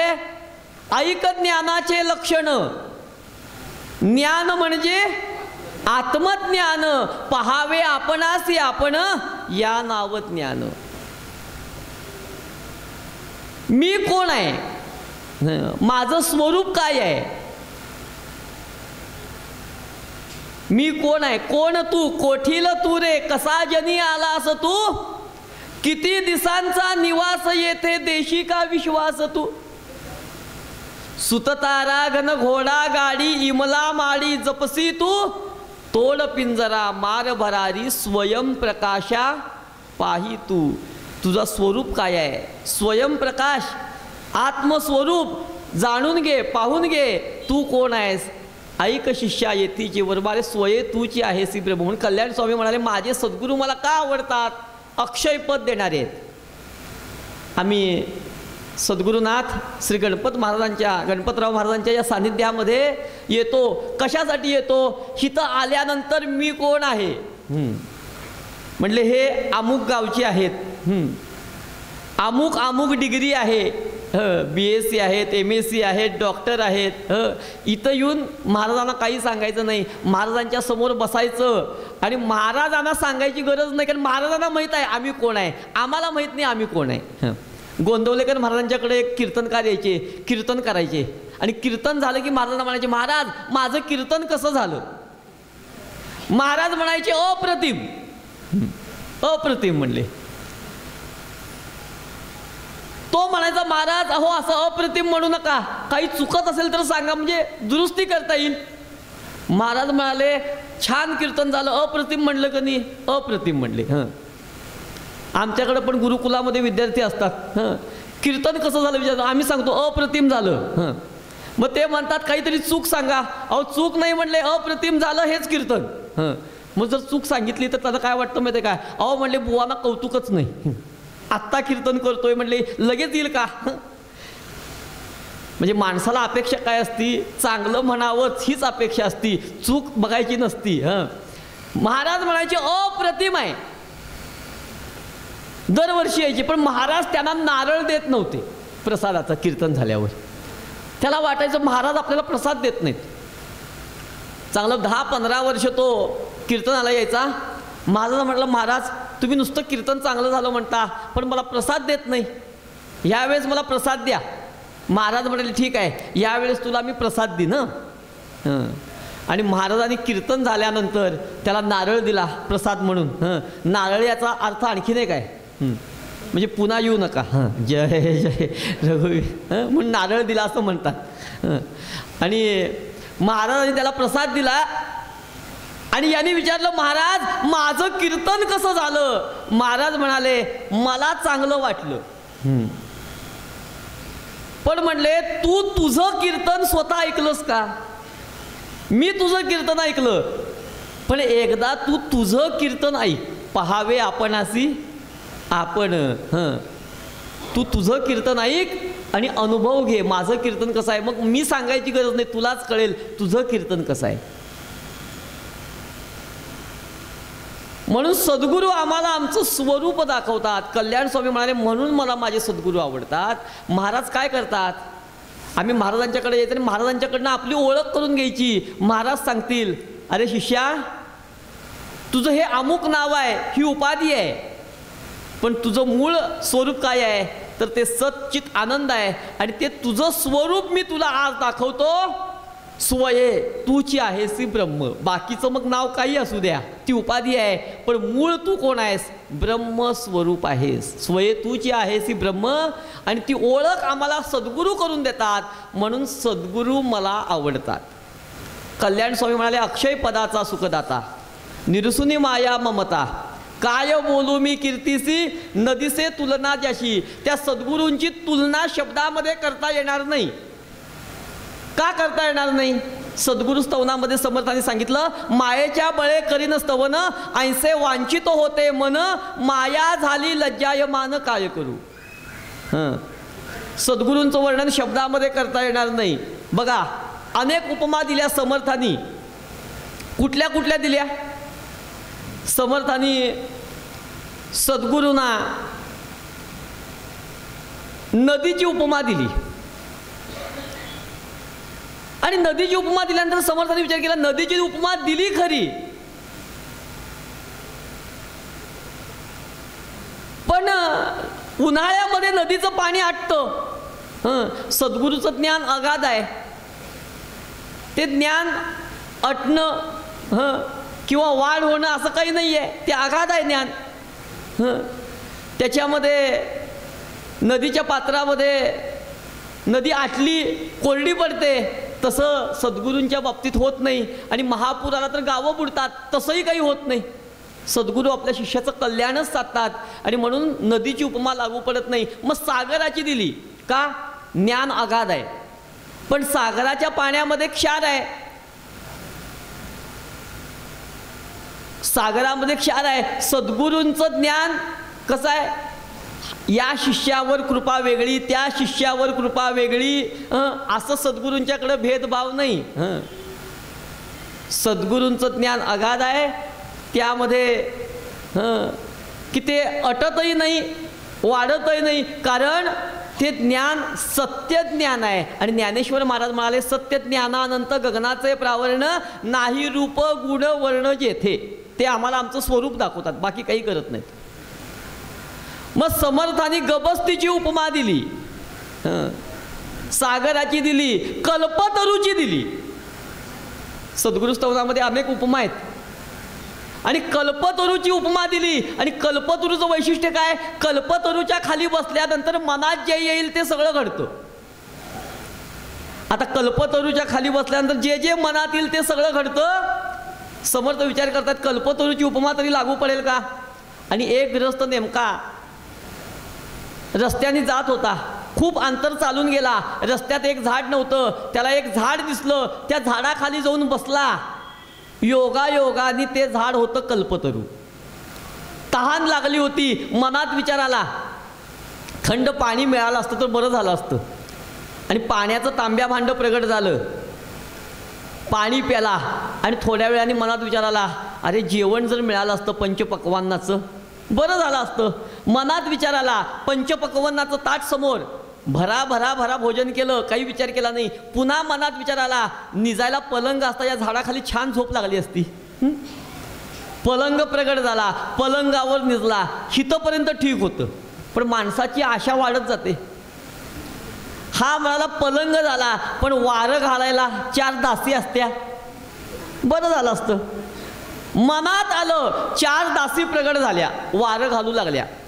हितोपर्यंतही ठीक आहे. समर्थ म्हणाले, मन हे आवरे नाकी वासना वावडे सदा, कल्पना धावते सैरा बुद्धी दे रघुनायका. याच्या मनामध्ये आत्तापर्यंत विचार आले, अरे पाणी मागितलं पाणी आलं, जेवण मागितलं जेवण आलं, पलंग मागितला पलंग आला, या दासी वारं घालायला आल्या. मनात आता याच्या पुढं काय विचार आला बघा, कल्पना धावते सैरा. मनात काय कल्पना येईल? आत्तापर्यंत सगळं चांगलं होतं, चांगलं झालं. आता मनात विचार आला, या झाडावर बहुतेक पिशाच्यांची वस्ती असली पाहिजे. का तर माझ्या मनात जे जे येते ते सगळं घडते. आणि या 4 दासी म्हणून आल्या आहेत, या झाडावर राहणाऱ्या हडळी असल्या पाहिजे. हितपर्यंतही ठीक आहे. आता याच्या मनात विचार आला, या आता रूप बदलतील आणि मला खाऊन टाकतील. याच्या मनात आलं, तसं घडलं. त्यांनी रूप बदललं, याला खाल्लं, दृष्टांत संपला. कल्पतरूच्या खाली बसल्यानंतर चांगला विचार आला तर चांगलं घडेल, वाईट विचार आला तर वाईट घडेल. पण सद्गुरूंच्याकडे आल्यानंतर अकल्याण होणार नाही, कल्याणच होणार. म्हणून सद्गुरूंना सागराची उपमा, नदीची उपमा, परिसाची उपमा सुद्धा लागू पडत नाही. कारण परिस काय करतो? लोखंडाचं सोनं करतो. पण ज्या लोखंडाचं सोनं झालंय ते सोनं दुसऱ्या लोखंडाला लावलं तर त्याचं सोनं होत नाही. म्हणून परिसाला मर्यादा आहेत. लोह परिसाची नसा हे उपमा, सद्गुरु महिमा अगाधतो. म्हणून अक्षय पदाचा सुखदाते तर आहेतच. माया ममता मायारूपी अज्ञानरूपी अंधकार दूर करतात. मायेच्या माध्यमातून त्या सद्गुरूंचं वर्णन करता येणार नाही. आणि सगळ्यात महत्त्वाचं, छत्र बहुतांचे दासांचे धामची कल्याणाचे तो मज आवडतो. आवड म्हणजे मृत्यूचं भय सुद्धा नाही, त्याला म्हणायची आवड. जिथं भय नाही तिथं त्याला म्हणायची आवड. आणि जर भय असेल तर ती आवड नाही. आणि म्हणून एक दृष्टांत सांगतो आणि थांबतो. आवड कशाला म्हणायची? आम्ही महाराजांच्याकडे येतोय, दरवर्षी येतोय. याचं कारण आहे, आम्हाला महाराजांच्याबद्दल आवड आहे. महाराज आम्हाला आवडतात. का आवडतात? कारण आम्हाला त्यांचं भय नाही. आणि भय ज्याचं वाटत नाही, ज्याच्याबद्दल आपल्याला आवड आहे त्याच्याबद्दलच भय वाटत नाही. म्हणजे वडील आपल्याला आवडतात, वडील रागावतात, रागावतील चुकलं तर याचंही भय असतं. पण ते भय तात्पुरतं असतं, पण तरी ते आपल्याला आवडतात. आई रागावते पण भय नसतं का? ती आवडत असते. म्हणून जिथं भय नाही तिथं आवड असते, आणि जिथं आवड आहे तिथं भय नसते. म्हणून एक आवड म्हणजे काय? तर जिथं मृत्यूचंही भय नाही त्याला म्हणायची आवड. एका राजाकडे एक गायक आले, आणि गायक आले. गायक म्हणाले, मी गाण्याचे कार्यक्रम करतो, तुमच्या दरबारामध्ये मला गायन करायचं आहे, माझं गाणं आपण ऐका, आणि चांगलं वाटलं तर मानपत्र द्या. महाराज म्हणाले, हे बघा आत्ताच दरबार संपलेला आहे, आता आम्ही पण दमलेलो आहोत, सारखे मीटिंग्स वगैरे, संसद वगैरे घेऊन आता आम्हाला जरा विश्रांती पाहिजे. 2 दिवसांनी तुमचा कार्यक्रम करू, जाहीर कार्यक्रम करू, म्हणजे इतर लोकही गाणं ऐकतील. चांगलं स्टेज वगैरे घातलं, जाहीर कार्यक्रम केला. गावातले परिसरातले लोक गाणं ऐकायला आले. तबलावाले, पेटीवाले, मध्ये गायक बसले, राजे सुद्धा सिंहासनावर बसले, आणि गाणं सुरू झालं. छान एखाद्या शास्त्रीय रागामध्ये ते गाऊ लागले. आणि मग काय, एखादी तान मारावी, एखादा आलाप मारावा. आणि ती सुंदर आलाप ऐकल्यानंतर पुढं बसलेले जे श्रोते आहेत कधी, त्यांनी म्हणावं, वाह क्या बात है, वाह क्या बात है, सुंदर गाणं. आणि म्हणून बघा, पुढं जे बसतात का नाही, त्यांना त्या विषयातली आवड असते, ते पुढं बसतात. मध्ये बसतात त्या लोकांचं वैशिष्ट्य काय असतं? आवडतं पण कळत नाही, ते मध्ये बसतात. आवडत नाही, कळत नाही, पण बाकीचे आलेत म्हणून जे येतात ते मागं बसतात. त्या गाण्याच्या कार्यक्रमाच्या बाबतीत हितलं नाही. हिथं काय, आपण महाराजांच्या सानिध्यातच आहे, त्यामुळे महाराजांची दृष्टी आपण कुठेही बसलो तरी त्यांची आपल्यावर आहे. आणि त्या गाण्याच्या कार्यक्रमामध्ये पुढच्या बाजूला ज्याला कळत होतं ते बसलेले, मग ते एखादी तान आली समेवर की ते म्हणायचे वा क्या बात है. या पुढच्या लोकांनी वा क्या बात है म्हटल्यानंतर मागच्या मध्ये जे बसलेले लोक होते ते यांच्या मागोमाग म्हणायचे हां म्हणले इथं काहीतरी चांगलं झालं म्हणून ते लगेच म्हणायचे वा क्या बात है. आणि सगळ्यात मागं जे बसायचे की नाही त्यांना असं वाटलं की गाण्याचा कार्यक्रम ऐकायला गेल्यानंतर असं मध्ये मध्ये म्हणायचं असतं वा क्या बात है, म्हणून तेही म्हणायचे वा क्या बात है. आणि असं म्हणता म्हणता थोड्या वेळाने असं झालं, ह्यानी वा क्या बात है म्हटलं की मधल्यानी वा क्या बात है म्हणायचं, त्या मागच्यानी वा क्या बात म्हणायचं. आता गाणं ऐकू येईना, नुसतं वा क्या बात है ऐकू येऊ लागलं. आता राजा चिडला, अरे म्हणले गाणं कुणी ऐकत नाही, नुसतं वा क्या बात है वा क्या बात है. राजा चिडला, रागाने थांबवलं गाणं. गायक म्हणला काही चुकलं का? राजे म्हणाले तुमचं काही चुकलं नाही. राजाने सांगितलं आता गाणं होईल, पण आता इथं गाणं ऐकायला जे जे आलेले आहेत श्रोते त्या प्रत्येकाच्या मागं एक तलवारधारी सैनिक उभा राहील. आता गाणं ऐका. आता जर कुणाची मान हल्ली त्या सैनिकांनी मागणंच त्याची मान उडवायची. आता बघूया म्हणले गाणं कुणाला आवडतं. वा क्या बात है.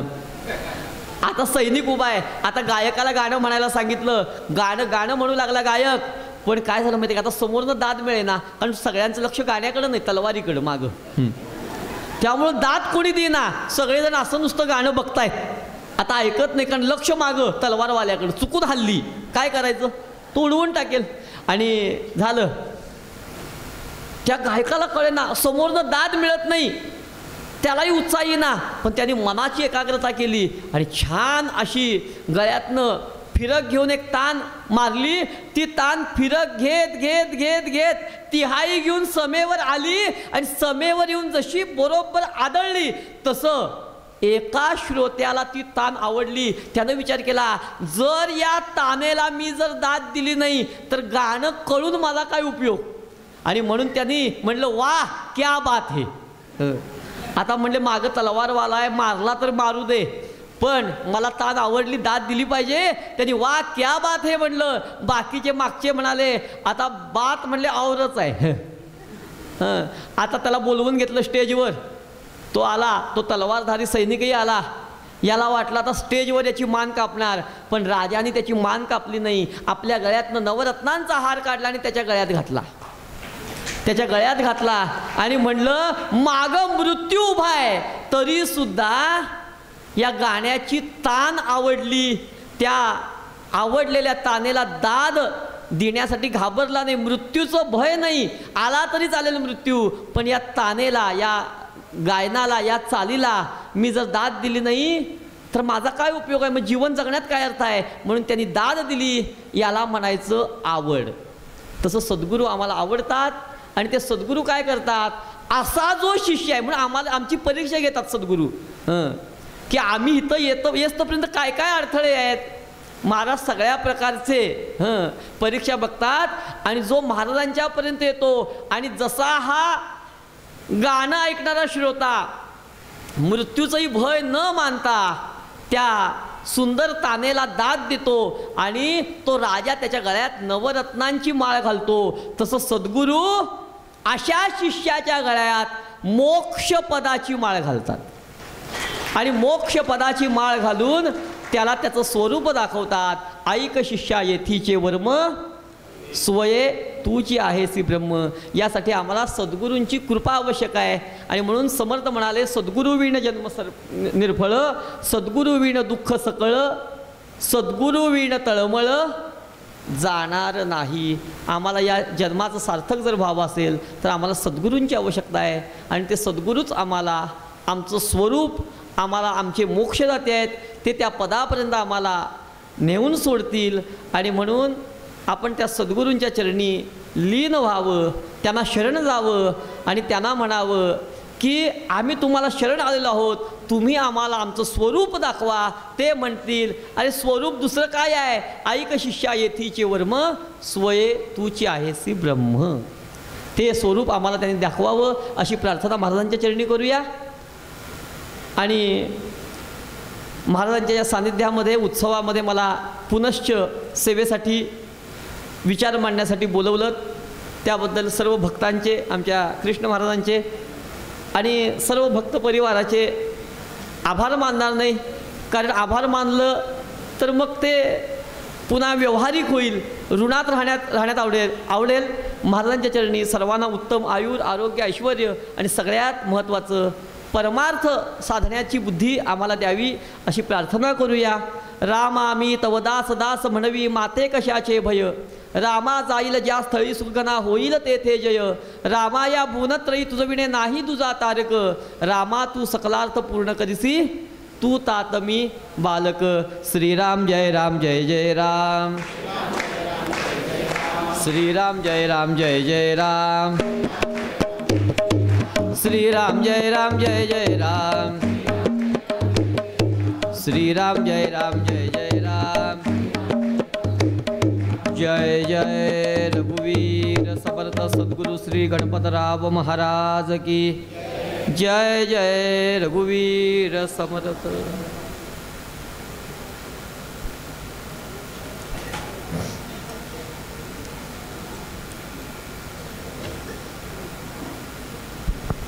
श्री गुरुभ्यो नमः.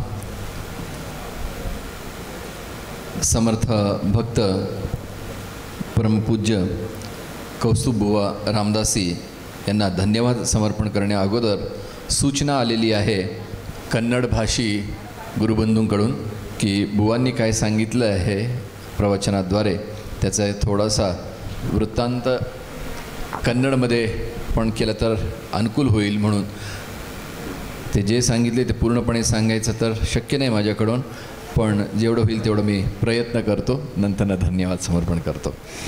ಇವತ್ತಿನ ವಿಷಯ ಸದ್ಗುರು ಇಲ್ಲದೆ ನಮ್ಮ ಜನ್ಮವೇ ನಿರ್ಫಲ, ಅಂದ್ರೆ ಜನ್ಮವೇ ವ್ಯರ್ಥ ಅಂತ. ಸದ್ಗುರು ಹೊರತು ನಮ್ಮ ತಳಮಳ, ಮನಸ್ಸಿನ ತಳಮಳ ಹೋಗಲಿಕ್ಕಿಲ್ಲ. ಸದ್ಗುರು ನಮ್ಮೆಲ್ಲರಿಗೆ ಸೇರ್ತಾರೆ, ಪ್ರಿಯರಿದ್ದಾರಂತೆ ನಾವು ಪ್ರತಿ ವರ್ಷ ಇಲ್ಲೇ ಬರ್ತೀವಿ.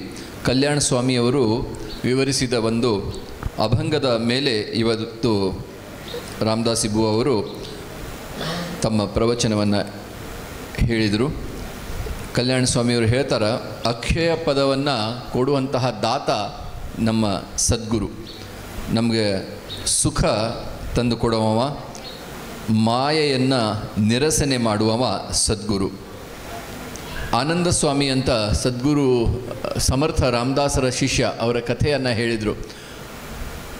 ಒಂದು ಸಲ ಸಜ್ಜನಗಢದಲ್ಲಿ ಎಲ್ಲ ಶಿಷ್ಯರು ಸೇರಿಕೊಂಡು ವಸಂತೋತ್ಸವ ನಡೆದಾಗ ನಾವು ಸಮರ್ಥ ರಾಮದಾಸರ ಪಾದಪೂಜೆ ಮಾಡೋಣ ಅಂತ ಅಲ್ಲಿ ಇರ್ತಕ್ಕಂತಹ ಒಂದು ಕೆಳಗಡೆ ಸಜ್ಜನಗಢನಲ್ಲಿ ಇರ್ತಕ್ಕಂತಹ ನದಿ, ಆ ನದಿ ದಡದಲ್ಲಿ ಎಲ್ಲರೂ ವ್ಯವಸ್ಥೆ ಮಾಡಿದ್ದಾರೆ.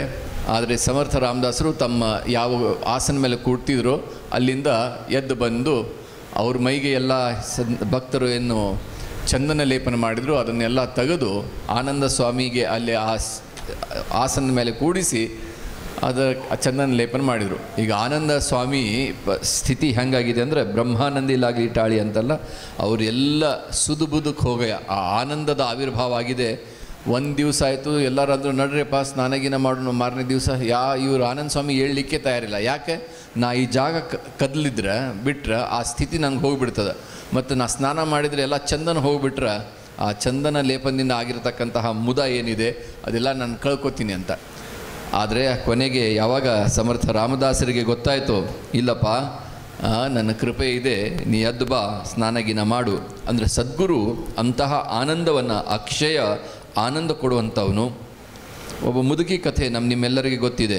ಆನಂದ ಇರೋದು ಒಳಗಡೆ, ಹುಡುಕ್ತೀವಿ ಹೊರಗಡೆ. ಹೇಗೆ ಮುದುಕಿ ಸೂಜಿ ಹೊರಗಡೆ, ಆಕಿ ಝೋಪಡಿ ಹೊರಗಡೆ ಬಿದ್ದಿತ್ತು, ಆದರೆ ಒಳಗಡೆ ಬಿದ್ದಿತ್ತು, ಹುಡುಕ್ತಾ ಇದ್ಲು ಹೊರಗಡೆ. ಒಬ್ಬ ಸಾಧು ಹೊಂಟಿದ್ದ, ಏನು ಹುಡುಕ್ಲಿಕ್ಕತ್ತೀಯ? ಚಾದರ್ ಹರಿದದ, ಒಂದು ದಿವಸ ಆಯ್ತು, 2 ದಿವಸ ಆಯ್ತು, 4 ದಿವಸ ಆಯ್ತು, ಹುಡುಕ್ಲಿಕ್ಕೆ ಕೊನೆಗೆ ಒಂದು ದಿವಸ ಕೇಳಿದ್ರಂತ, ಮುದುಕಿ ಸೂಜಿ ಬಿದ್ದಿದ್ದಾರೆ ಎಲ್ಲೇ? ಯಪ್ಪ ಸೂಜಿ ಅಲ್ಲಿ ಒಳಗಡೆ ಬಿದ್ದಿತ್ತು ಝೋಪಡಿಯಾಗ, ಮತ್ತು ಇಲ್ಲಿ ಹುಡುಕ್ಲಿಕ್ಕತ್ತಿ, ಒಳಗೆ ಕತ್ಲದ, ಹಿಂಗಾಗಿ ಒಳಗೆ ಬೆಳಕದಲ್ಲ ಅದಕ್ಕೆ ಹುಡುಕ್ಲಿಕ್ಕತ್ತೀನಂತ. ಹಂಗೆ ಸುಖ ಎಲ್ಲಿ ಇಲ್ಲ ಆ ದಿಕ್ಕಿಗೆ ಎಷ್ಟು ಪ್ರವಾಸ ಮಾಡಿದರೂ ಆ ಸುಖ ಸಿಗಲಿಕ್ಕಿಲ್ಲ. ನೀವು ನಡ್ಕೋತಾರೆ ಹೋಗ್ರಿ, ಸೈಕಲ್ ಮೇಲೆ ಹೋಗ್ರಿ, ಮೋಟ್ರ್ ಸೈಕಲ್ ಮೇಲೆ ಹೋಗ್ರಿ, 4 ಗಾಲಿ ವಾಹನ ಮೇಲೆ ಹೋಗ್ರಿ, ವಿಮಾನದಿಂದ ಹೋಗ್ರಿ, ಎಷ್ಟು ಮೈಲಿ ಪ್ರವಾಸ ಮಾಡಿದರೂ ಆ ದಿಕ್ಕಿಗೆ ಸುಖ ಇಲ್ಲ ಅಂದಮೇಲೆ ಆ ಸುಖದ ಗಂತವ್ಯ ಸ್ಥಾನ ಹೇಗೆ ಸಿಗಲಿಕ್ಕೆ ಸಾಧ್ಯ?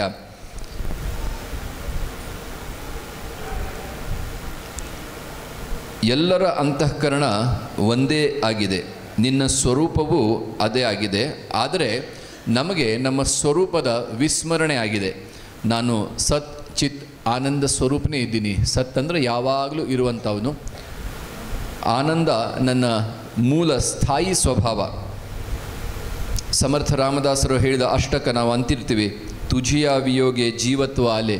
ನಿನ್ನ ವಿಯೋಗದಿಂದ ನನಗೆ ಈ ಜೀವಭಾವ ಆವರಿಸಿ ಜೀವತ್ವ ಬಂದಿದೆ. ಅಜ್ಞಾನ ದಾರಿದ್ರ್ಯ ನಂದು ಹೋಗವಲ್ತು, ತುಜವೀಣ ರಾಮ. ಹೇ ರಾಮ, ನಿನ್ನ ಹೊರತು ನನಗೆ ಅಭ್ಯುದಯ ಇಲ್ಲ, ಗತ್ಯಂತರಿಲ್ಲ. ಸದ್ಗುರು ಯಾಕೆ ಶ್ರೇಷ್ಠ ಅಂದರೆ, ಸದ್ಗುರು ಶಿಷ್ಯನಿಗೆ ತಮ್ಮಂತೆ ಮಾಡಿಬಿಡ್ತಾನೆ. ಅಪಣ ಸಾರಿಕೆ ಕರಿತಿ ತಾತ್ಕಾಳ. ಅವನಿಗೆ ಸಮಯದ ಅವಧಾನ ಇಲ್ಲ, ನನ್ನಂಗೆ ತನ್ನಂಗೆ ಮಾಡಿಬಿಡ್ತಾರೆ.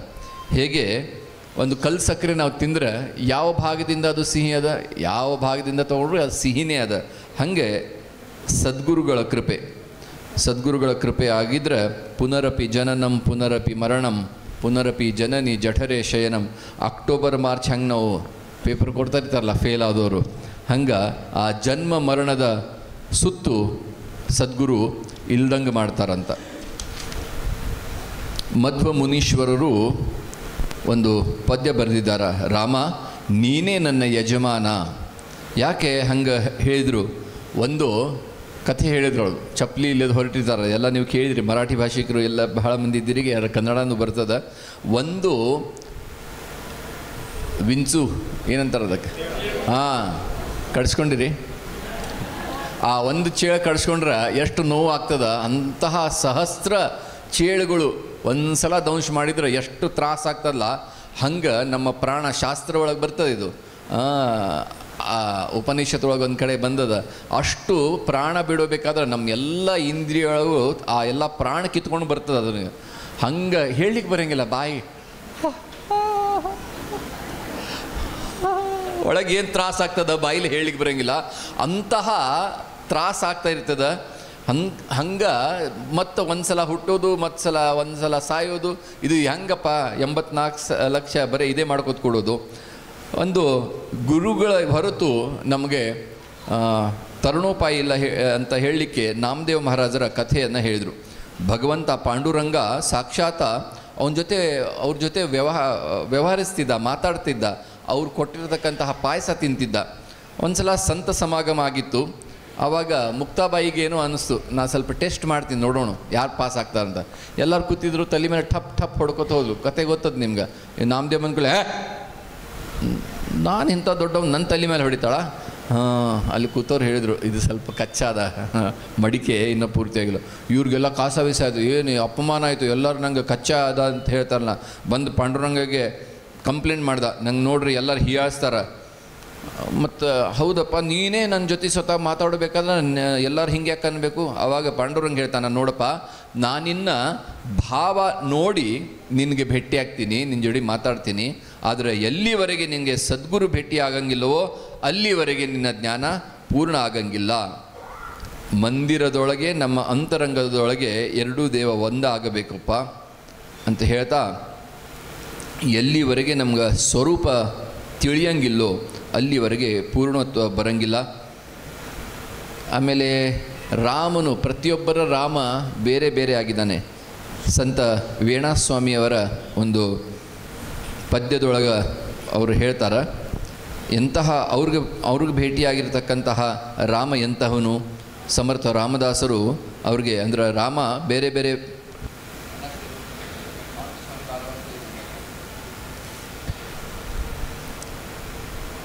ಪ್ರತಿಯೊಬ್ಬರ ರಾಮ ಬೇರೆ ಬೇರೆ ಇದ್ದಾನೆ. ದಶರಥನಂದನ ರಾಮ, ಸೀತಾಕಾಂತ ರಾಮ, ಆದರೆ ಕೋದಂಡ ರಾಮ ಒಬ್ಬನಿದ್ದಾನೆ. ಆದರೆ ನಮ್ಮ ವೇಣಾಸ್ವಾಮಿಯವರಿಗೆ ಸಿಕ್ಕಿರ್ತಕ್ಕಂತಹ ರಾಮ ಬಂಧ ವಿಮೋಚನ ರಾಮ ಅಂತ. ಅಂದ್ರೆ ಪುನರಪಿ ಜನನಂ ಪುನರಪಿ ಮರಣಂ, ಈ ಬಂಧನದಿಂದ ಮುಕ್ತ ಮಾಡುವಂತಹ ರಾಮ. ಹಾಗೆ ಕೃಷ್ಣನು ಪಾರ್ಥ ಸಾರಥಿ, ಯಶೋಧಾನಂದನ, ಗೋಪಿಯ ಕೃಷ್ಣ ಬೇರೆ ಬೇರೆ ಇದ್ದಾರೆ. ಹಾಗೆ ನಮ್ಮ ರಾಮ ಮಾತ್ರ ಬಂಧನ ವಿಮೋಚನ ರಾಮ ಆಗಬೇಕು. ಯಸ್ಯ ಸ್ಮರಣ ಮಾತ್ರೇಣ ಜನ್ಮ ಬಂಧನಾತ್ ವಿಮುಚ್ಯತೆ.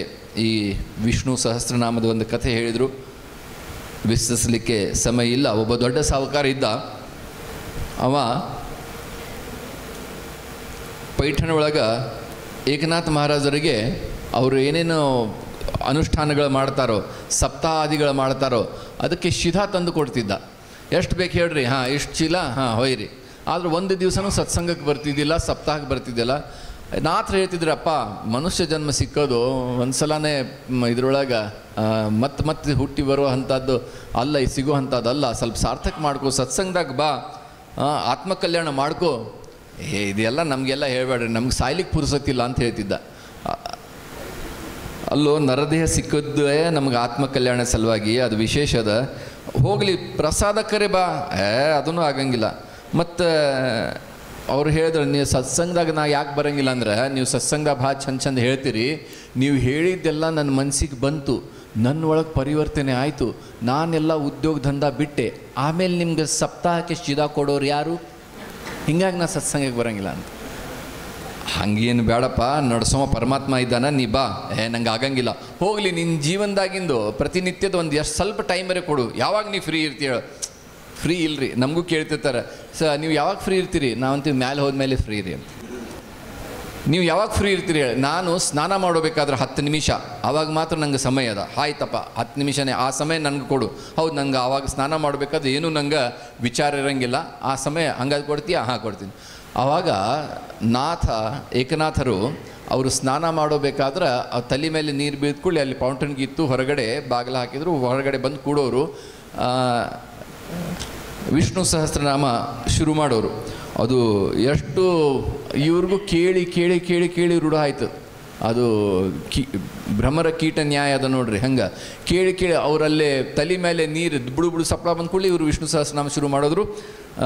ಕೊನೆಗೆ ಮುಗಿಸ್ಕೊಂಡು ಸ್ನಾನ ಆಗೋ ತನಕ ವಿಷ್ಣು ಸಹಸ್ರನಾಮ ಓಂ ನಮಃ ಇತಿ ಅಂತ ಮುಗಿದ ಕೂಡಲೇ ಅವ ಕೇಳ್ದ. 1 ದಿವಸ ಆಯ್ತು, 2 ದಿವಸ, 6 ತಿಂಗಳಾಯಿತು.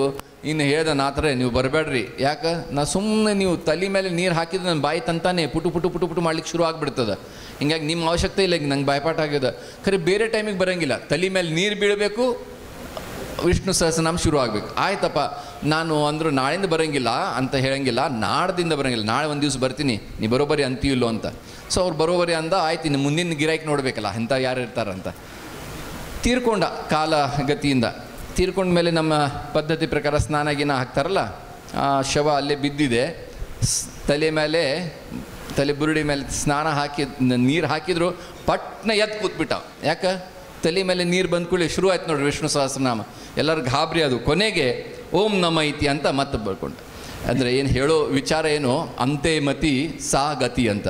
ನಾವು ಪ್ರಾಣ ಬಿಡಬೇಕಾದ್ರೆ ಯಾವ ನಮ್ಮ ಮತಿ ಇರ್ತದೋ ಅದೇ ರೀತಿ ನಮಗೆ ಮುಂದಿನ ಜನ್ಮ ಸಿಗ್ತದಂತ ಶಾಸ್ತ್ರ ಹೇಳ್ತಾರೆ.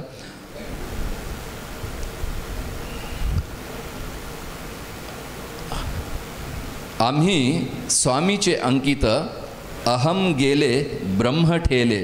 ಎಂಥ ಮಾತು! ಅಹಂ ಹೋಯ್ತು, ಬ್ರಹ್ಮ ಏನು ಮಾಡ್ತಾರೆ ಸದ್ಗುರು ಅಂದ್ರೆ, ಅಹಂ ಬ್ರಹ್ಮಾಸ್ಮಿ ಅಂತ ಉಪದೇಶ ಕೊಡ್ತಾರ. ಅದರೊಳಗಿನ ಅಹಂ ತೆಗೆದು ಬಿಡ್ತಾರ, ಬ್ರಹ್ಮ ಮಾತ್ರ ಉಳಿಯೋ ಹಾಗೆ ಮಾಡ್ತಾರೆ. ಹೀಗಾಗಿ ಸದ್ಗುರುಗಳಿಗೆ ವಿಶೇಷ ಮಹತ್ವದ. ಮಾಯೆಯ ಹಿಶೋಬ ಅಂದ್ರೆ ದಾಸಬೋಧದೊಳಗೆ ಬಂದದ ಆಲಾ ಗ್ರಂಥಾಚ ಶೇವಟ. ಅದರೊಳಗೆ ಹೇಳ್ತಾರೆ, ಪೂರ್ತಿ ಮಾಯೆ ಹಿಶೋಬ ಆಯಿತು. ಯಾವಾಗ ನಿಜವಾಗ್ಲೂ ಮಾಯೆ ಜೊತೆಗೆ ನಮ್ಮ ವ್ಯವಹಾರ ಮುಗೀತದಂದ್ರೆ ಸದ್ಗುರು ಕೃಪೆ, ಅವರ ಅನುಗ್ರಹ ನಮಗೆ ಆದ್ರೆ ಮಾತ್ರ.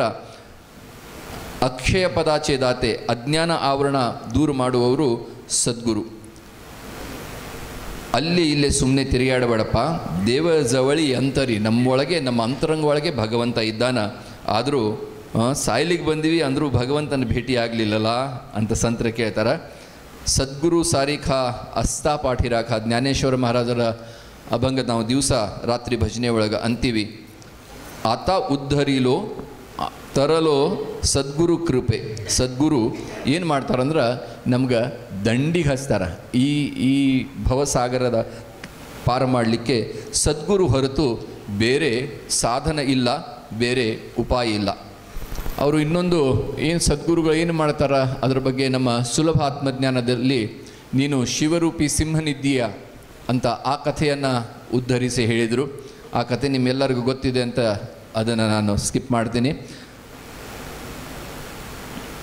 ಗದಿ ಮಾಡ್ಗುಳ್ಕರಂತ ಒಬ್ಬ ಶ್ರೇಷ್ಠ ಕವಿ ಅವರು ಒಂದು ಉಪಮೆ ಕೊಟ್ಟು ಹೇಳಿದ್ದಾರೆ. ಒಂದು ದೊಡ್ಡ ಸರೋವರ, ಆ ಸರೋವರಲ್ಲಿ ಬಾತುಕೋಳಿ, ಬಹಳಷ್ಟು ಬಾತುಕೋಳಿ ಇದ್ವು. ಅದರೊಳಗೆ ಬಾತುಕೋಳಿ ಒಂದು ಸಣ್ಣ ಮರಿನೂ ಇತ್ತು. ಅದು ಪಾಪ ಕಾಣಿಸ್ಲಿಕ್ಕೆ ಭಾಳ ಚಂದ ಇರಲಿಲ್ಲ, ಎಲ್ಲರೂ ಹೀಯಾಳಿಸ್ತಿತ್ತು. ಅದು ಭಾಳ ಮನಸ್ಸಿಗೆ ನೋವು ಮಾಡ್ಕೊಂಡಿತ್ತು. ಅಯ್ಯೋ, ನಾನು ಎಲ್ಲರೂ ಎಷ್ಟು ಚಂದ ಬೆಳ್ಳಗಿದ್ದಾರೆ, ನಾನು ಅವರಷ್ಟು ಬೆಳ್ಳಗಿಲ್ಲಲ್ಲ ಅಂತ ಅಂದ್ಕೊಂಡಿತ್ತು. ಆದರೆ ಒಂದು ದಿವಸ ಯಾವಾಗರೆ ಹೋಗಿ ತಮ್ಮ ಪ್ರತಿಬಿಂಬ ತಾನು ನೋಡ್ತು. ಆವಾಗ ಅದ್ರ ನಿಜ ರೂಪ ಕಾಣಿಸ್ತು. ಓ, ನಾನು ಬಾತುಕೋಳಿ ಅಲ್ಲ, ನಾನಂತರೂ ರಾಜಹಂಸನೇ ಇದ್ದೀನಿ. ಹಾಗೆ ಸದ್ಗುರುಗಳು ನಮ್ಮ ನಿಜ ಸ್ವರೂಪವನ್ನು ತೋರಿಸಿಕೊಡ್ತಾರೆ. ಜ್ಞಾನದ ಲಕ್ಷಣಗಳಂದರೆ ದಾಸಬೋಧದಲ್ಲಿ ಹೇಳಿದ ಪ್ರಕಾರ ಜ್ಞಾನ ಮಣಜೆ ಆತ್ಮಜ್ಞಾನ. ಜ್ಞಾನ ಅಂತ ನಾವು ಹೇಳ್ತೀವಿ, ನೂರಾರು ಜ್ಞಾನಗಳಿವೆ, ಜ್ಞಾನ ಸಾಕಷ್ಟು ಜ್ಞಾನಗಳಿವೆ. ಆದರೆ ನಮಗೆ ಇಲ್ಲೇ ಮುಖ್ಯವಾಗಿ ಬೇಕಾದದ್ದು ಆತ್ಮಜ್ಞಾನ. ಒಬ್ಬ ಕೀರ್ತನಕಾರರ ಕಥೆಯನ್ನು ಹೇಳಿದರು. ಪ್ರತಿನಿತ್ಯ ಗೋಂದಾವಲೇಕರ್ ಮಹಾರಾಜರ ಎದುರುಗಡೆ ಕೀರ್ತನ ಮಾಡವ, ಕೀರ್ತನ ಆದ್ಕೊಳ್ಳಿ ಮಾಡಿದ, ಮಹಾರಾಜ್ ನನ್ನ ಕೀರ್ತನ ಸೇವೆ ಹೆಂಗಿತ್ತು, ಅಪ್ರತಿಮ್ ಅಂತ ಹೇಳೋರು ಅವರು. ಇವರು ಹೇಳ್ದ, ಅಪ್ರತಿಮ್ ಹೇಳಬೇಡ್ರಿ, ನಮ್ಮ ಒಳಗೆ ಏನಾದರೂ ಒಂದು ಸ್ವಲ್ಪ ಕುಂದು ಕೊರತೆ ಇದ್ದರೆ ಹೇಳ್ರಿ, ಸುಧಾರಣೆ ಮಾಡ್ಕೋತೀವಿ. ಅಪ್ರತಿಮ್ ಝಾಲ. ಒಂದು ಸಲ ಆಯಿತು, 2 ಸಲ, ಹಂಗೆ 6 ತಿಂಗಳಾಯಿತು. ಆದರೆ ಬರೀ ಅಷ್ಟು ಹೇಳಿ ಅಪ್ರತಿಮ್ ಆಯ್ತು ಅಂತ ಹೇಳಿ ಅವ್ರಿಗೆ ಪ್ರಸಾದದ ತೆಂಗಿನಕಾಯಿ ಕೊಡ್ತಾ ಇರಲಿಲ್ಲ. ಇವಂಗ ಮನಸ್ಸೊಳಗೆ ಏನೋಪ್ಪ ಬರೀ ಬಾಯಲ್ಲಿ ಹೇಳ್ತಾರೆ, ಖರೆ ಪ್ರಸಾದ ಏನು ಕೊಡವಲ್ರಲ್ಲ. ಒಂದು ದಿವಸ ಪ್ರಸಾದ ಹೋಗಿ ಕೇಳಿಬಿಟ್ಟ, ನೀವು ಪ್ರತಿನಿತ್ಯ ಅಪ್ರತಿಮ್ ಆಯ್ತು ಕೀರ್ತನ ಅಂತ ಹೇಳ್ತೀರಿ ಪ್ರತಿ ಸಲ ಬಂದಾಗ, ಪ್ರತಿ ವರ್ಷ, ಹಾಗೆ 6 ವರ್ಷ.